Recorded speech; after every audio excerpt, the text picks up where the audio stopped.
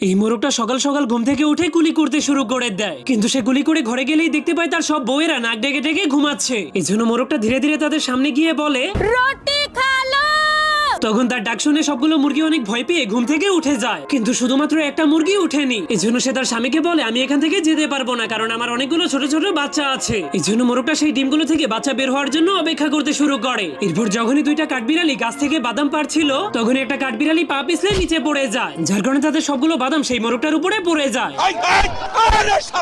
এই জন্য কাঠবিড়ালিগুলো মোরগের খাঁচা ভেঙে সেই খাঁচার মধ্যে ঢুকে তাদের বাদামগুলোকে নিতে শুরু করে দেয়, কিন্তু একটা কাঠবিড়ালি ভুল করে সেই মুরগিদের ঘরের মধ্যে ঢুকে যায়। তখন সেই মুরগির ডিমগুলোকে বাদাম মনে করে অনেক খুশি হয়ে সেগুলোকে খাওয়ার জন্য চলে যায়, কিন্তু তখনই মুরগিটা সেখানে আসতে শুরু করে দেয়, যা দেখার পর সে অনেক ভয় পেয়ে যে ডিমটাকে খেয়ে ফেলেছিল সেই ডিমটার খোলসের মধ্যে লুকিয়ে পড়ে। এই জন্য মুরগিটা এসে কিছু বুঝতে না পেরে যখনই সেই ডিমগুলোর উপরে বসে পড়ে, তখনই প্রচন্ড গরমের কারণে সেই কাঠবিড়ালির অবস্থা অনেক খারাপ হয়ে যায়। এই জন্য সে আর গরম সহ্য করতে না পেরে যখন